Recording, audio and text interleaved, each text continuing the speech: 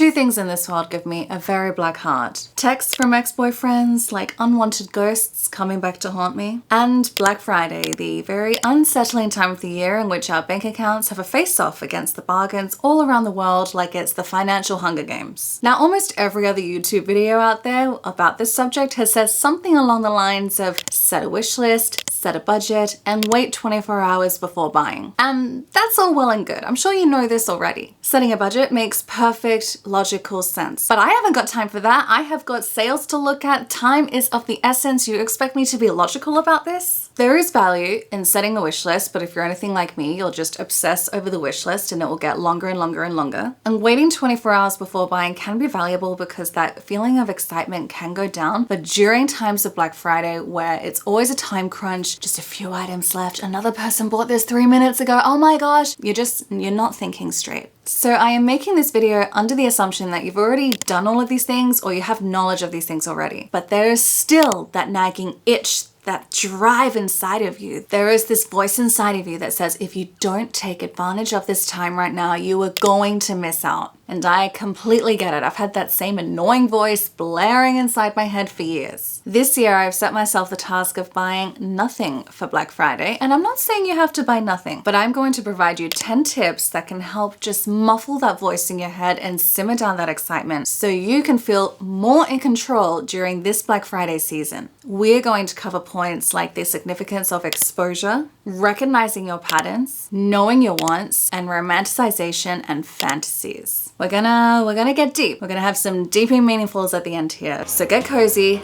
close the tabs, and let's go.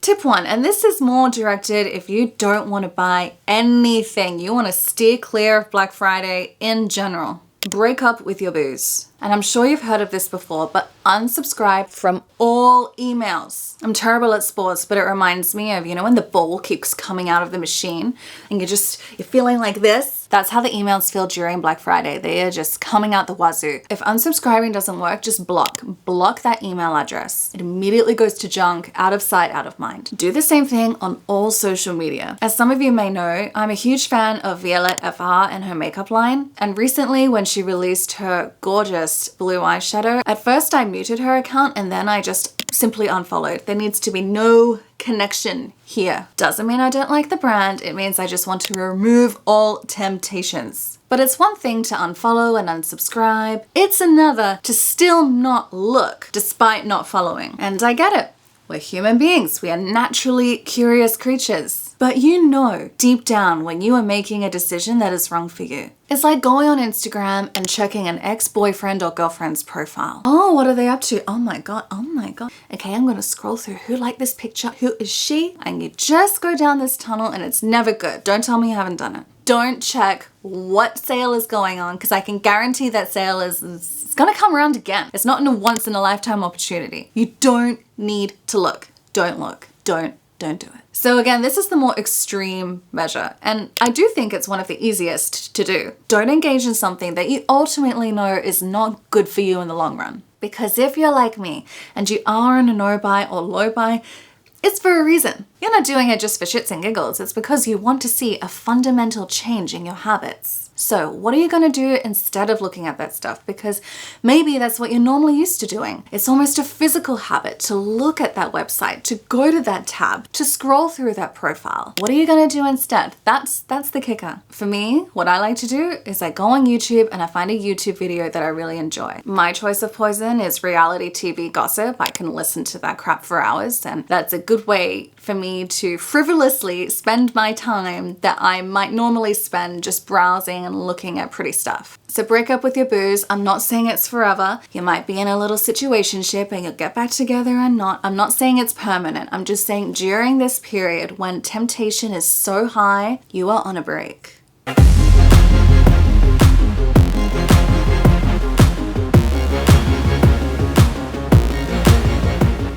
Tip number 2, ditch the girl math and the shopping brain. Be aware that they are functioning at high capacity right now. Remember how I said that budgeting seemed like too much work? Well, Come Black Friday, my girl math transforms into a turbocharged genius in which I am crunching numbers and making calculations faster and with more precision than a mathematician on a caffeine bender. Now, I'll have you know that during the most recent Sephora sale, I didn't buy anything. Nothing. Not a single thing.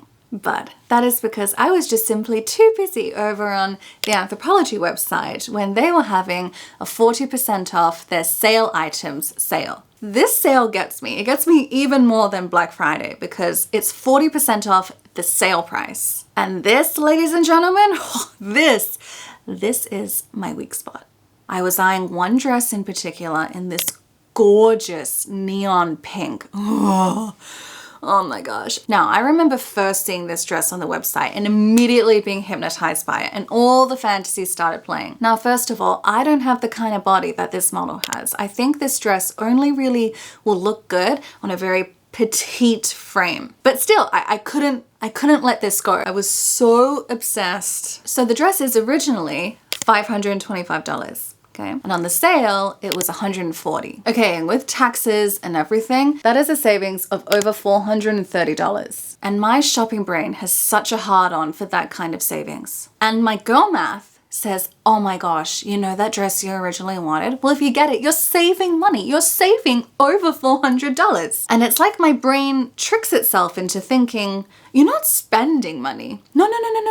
You're saving as in $400 is going to be in your account. No, why not? We're not saving. I am saving in the sense that if I had originally purchased it for $525, yes, I'd be at even more of a loss, but I'm still at a loss. And of course, time was of the essence because the sale was about to end that evening. I'd gone back and forth all weekend and I was like, no, I need this dress. I need to know. I need to know how it's gonna look on me. Now, after I'd made this purchase, I told myself, okay, that's it for this month. No more, you are done. And I was so good up until 5 minutes before midnight when I saw this amazing blazer on sale.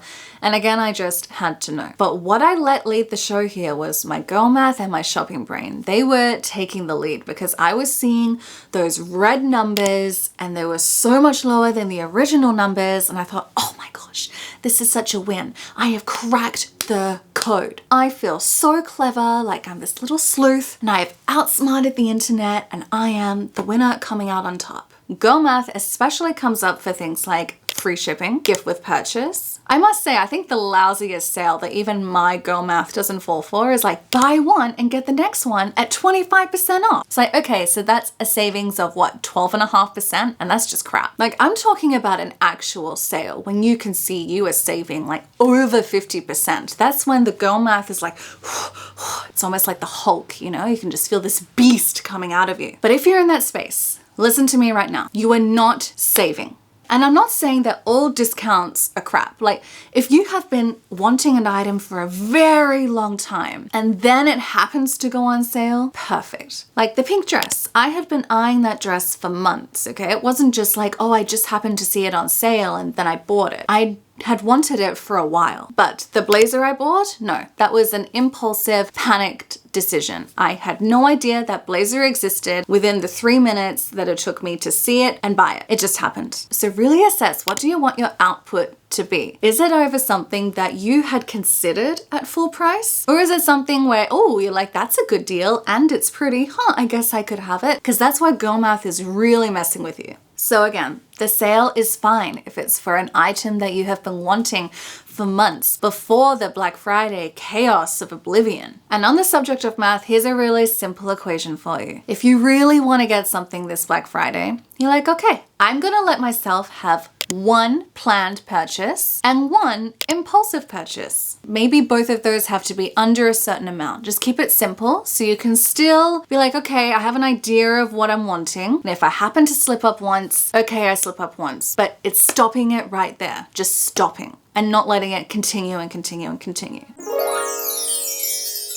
And sometimes our brain only really thinks post-purchase. That sort of post-nut clarity where the high has fallen and the guilt creeps in. You might also only want to allow yourself the rule where you have only one package coming to you at once, and not until you've received that package and opened it and everything that's something else that you might have had your eye on, you can begin to think about, because it just at least delays the whole process. So keep the math simple and put the calculators away.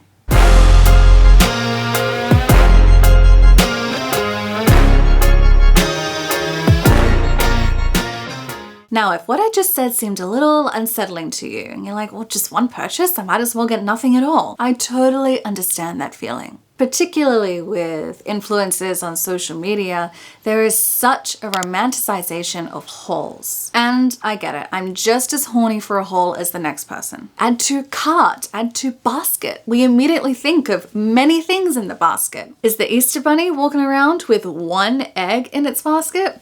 I don't think so. That would be pretty sad. But you know what's interesting is now when I watch a whole video, it's almost like watching a movie, like really entertaining, and I get to see the bunch of different things, but there is less of a desire for me to have that myself. 3 years ago, that was not the case. I was so envious of people that could have hauls of things, like hauls of makeup, hauls of clothing. It's like I wanted my skincare shelf to be a boutique or my wardrobe to be a clothing aisle for a certain store. And that's just unrealistic and frankly unappealing now. So I get it. There is excitement in opening up different things, but is there really much excitement in having so many things? I encourage you to go through your closet or go through your collection and think, what am I using? What am I not using? What can I be reacquainted with? And get to know your stuff even more, because if you're watching this video, it's because I'm sure you have a lot of crap. We all do. Crap is what makes the world go round, honey. And we can all really be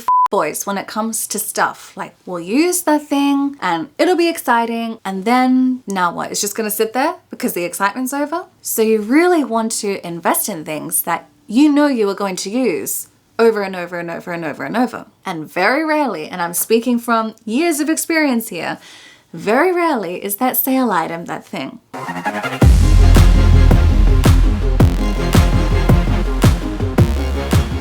Sale FOMO. It's a thing. But here's the other thing. There will always be something prettier and nicer to buy. And it might not come around for a little while, but it'll eventually come around, because fashion just goes in a cycle. And 90% of the time, the sale item is on sale for a reason. Maybe it didn't sell too well, or many people return the item because it didn't fit or it didn't look how it was described online. Sales are retailers getting rid of stagnant inventory, and they don't want it, so why should you? Sales are trying to convince you of what you should buy, even if it's something that you had never considered before. So unless it is an item that, like I said, you have been wanting for months and months and months, you can live without this thing. You don't need it. Don't listen to the hype, because the hype, it is a strong, powerful force, baby, but you can ignore it. Just because everyone else appears to be loving this thing doesn't mean that you are going to. And very often people just move on to the next thing like a series of one-night stands. It's just what happens, you know? It's the nature of the business. You are missing out on nothing. There is truly nothing that you are missing out on by not buying this item. It is a thing. And we make excuses, right? Like, oh, but I don't have it in this sort of silhouette with this sort of material, or I don't have it with that sort of finish or in that specific shade of red. We are seasoned experts at justifying all these different purchases to ourselves in a million different ways. And again, I cannot emphasize this enough, but I am not judging. Zero judgment here. This is coming from experience and having done this myself for a long time and still continue to do it. But I will say that I don't feel FOMO from what other people are getting excited about anymore. That doesn't work on me. What does work is the internalized FOMO I create for myself about something that no one else is talking about. That's my problem. But in terms of what other people are loving and enjoying, that doesn't mean you're gonna love it. We are all different, and the way that clothes fit or that makeup looks on us is so individual. So all that FOMO, just get it and put it in the rubbish, okay? It's not real. You are missing out on nothing. When I look at my makeup and I look at my wardrobe, my favorite and most used items, I'd say about 95% of the time aren't things that other people influence me to get. They are things that I got because I know my preferences and I know what I like. And I knew what would fit in with my everyday lifestyle. And that's not always the case because once upon a time I wanted to be like everybody else. But where is the fun in that? So be confident in that you know what you want and what works for you and not what other people say is so good, because I guarantee you they're gonna move on. And that thing that you thought you absolutely need to have, they don't even need to have it either.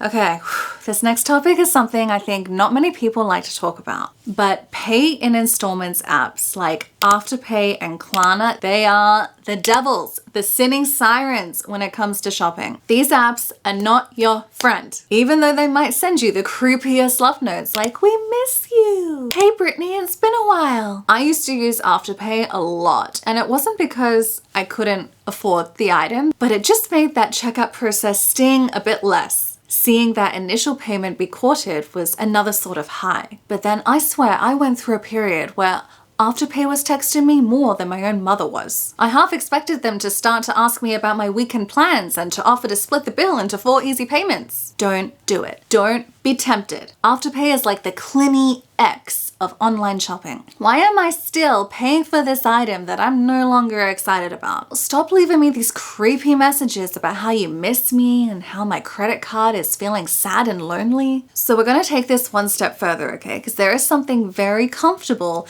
about just clicking a few buttons and using a service like AfterPay or Klarna where you have 4 easy payments. How would you feel if you went to the bank and withdrew that in cash? And how would you feel if you marched over to the store and then paid for that product, handing over the cash note by note? Not as thrilling, right?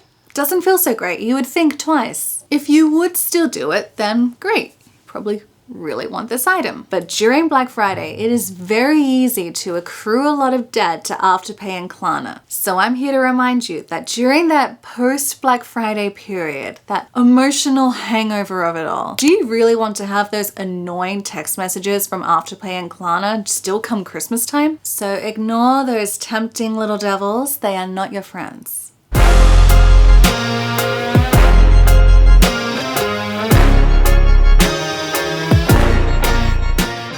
Okay, and on that note of potentially going to the bank and paying for something in cash, when you do want something, or there is something that catches your eye, but if you know deep down it's not a good decision, or you have created a cart and it comes to a total that you don't really feel comfortable with, write that total down in your phone. Do this every time it happens, okay? And at the end of Black Friday season, you're going to add up the total of those items that you could have bought, but you managed to resist. And you might be alarmed at how high that total is. And that is genuine money that you have saved by not giving in to the temptation. And that, my friend, is going to feel so good. Seeing what could have happened, but what didn't happen, and now what you have, and you coming out on top, that is a high. And I get it. Savings can seem a lot more boring than an impulsive, exciting purchase. But think of the long-term gain here. By saving that money, you could reward yourself with something way more exciting later, like going on a nice holiday and seeing a part of the world that's really amazing, rather than just being surrounded by stuff that you wanted in a moment, but you don't ultimately need.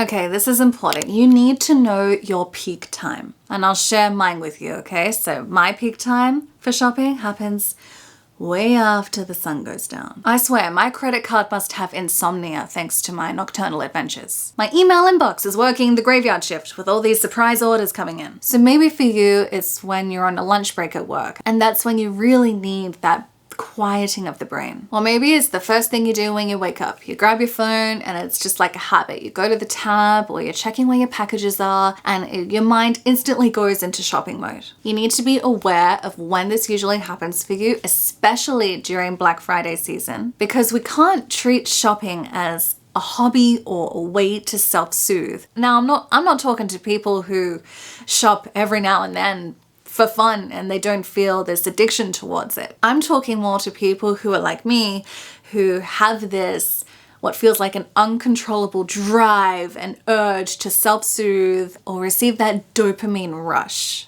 Here's the thing, your time is so valuable. How much time do you really want to put into this? How much energy do you really want to put into this? And is it really worth it? So if you know your peak time, you have to be cognizant of it, okay? Because when that time comes around and you might have the physical habit of just going on that website or just looking or whatever, you need to have your blinders on and you need to consciously engage in another activity. I don't care what it is. Like I said, for me, YouTube is a great substitution. It's mindless. I don't have to do anything. I don't have to physically exert myself or be creative in any way or have to put any mental effort into it. I'm just being entertained and stimulated. So that's a good substitute for me. Or it could be watching a movie, watching a show, listening to a podcast, whatever you need to fill that stimulation in. People will say things like go for a walk or go to the gym, and it's not gonna work. It's not gonna work for me. But in my case, I need something that's mindless, fluffy, gives me something pretty to look at, and where I don't have to do any work. Zero thought involved, please. So you need this activity, okay? So try to think of what it is. It could be simple. It doesn't have to be complicated. In fact, it should not be complicated. Call a friend, go for a bubble tea or coffee or whatever. Just do your thing, but don't look, don't engage during your peak time especially.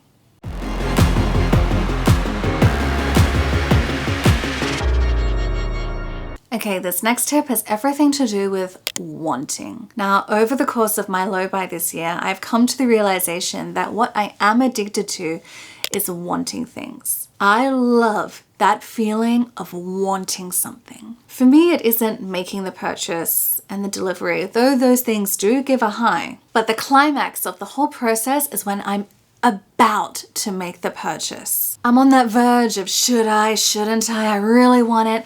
It could be mine, but it isn't, but it almost is. That's the high. And what I'm learning is to flex that muscle of I can want this and I can love this, but that doesn't mean I need to have this. I've also noticed that the more I buy, the more I want. The less I buy, the less I want. And I do still have that baseline level of wanting that doesn't seem to go away. But there was a period where I had packages coming nearly every single day. And I remember when that stopped and the first time I had nothing on the way. And I remember thinking I have this weird feeling, and that feeling was relief. So a lot of the fun for me exists in the wanting, not the acquiring. So remember that wanting, it's just a feeling. You can detach yourself from that feeling. It's like if someone makes you really angry, right? And you just think, oh my God, I'm so angry I could kill them. But you're not actually going to kill them. It's just a thought. It's just a reaction. It's just an emotional response. But it isn't based on anything actually real. So I've learned don't try to fight that desire because it'll only make it bigger. You can sink into the desire. It's okay to have the desire. It's there. Live it. And once you've accepted it, you can begin to detach yourself from that feeling. And I know that that feeling is telling you that this is a matter of urgency. You need this. Your life is incomplete without this. This is going to add value to you, when really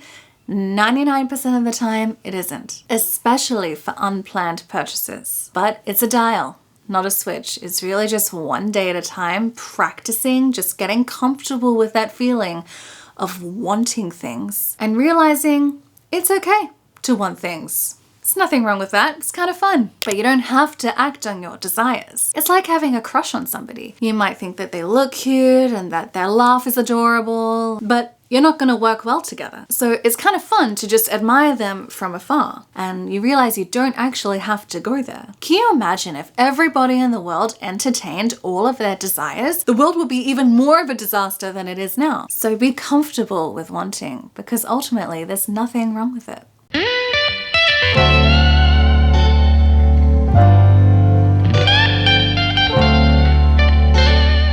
Whew, okay, we're getting deep now. It is currently approaching the middle of November, and I have been on this project of a low buy year since the beginning of the year, so January 1st. And this journey has certainly not been perfection. But what it did give me is the opportunity to reflect on the deeper psychological grounding of my past experiences with online shopping. And I say online shopping because that is my ultimate weakness. In store, I am so comically controlled. And I think it's because I would get lost in the fantasies that were shown to me online through people I would follow, the lifestyles that they led, the things that they had, the people that they knew.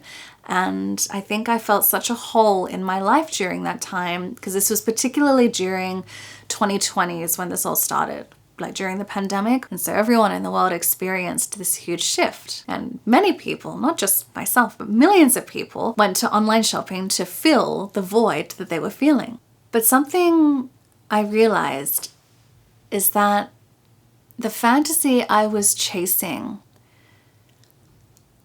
it's not something I actually want. I had these visions of what I thought my life would be like, that I wanted to be a certain kind of person, or I just wanted to fit in. And I couldn't really find where I would fit. So I remember vividly just buying things, feeling like there was a sense of belonging if I bought from a certain brand and then would post pictures of myself in this group where people in the brand would post, and I felt like there was this community there. And that's a lot of why I started YouTube, because I wanted to connect with people who like the same things that I do. But the biggest realization I've had, and this is going to sound very silly to a lot of people, but the biggest realization I've had is that my fantasy self is not addicted to shopping.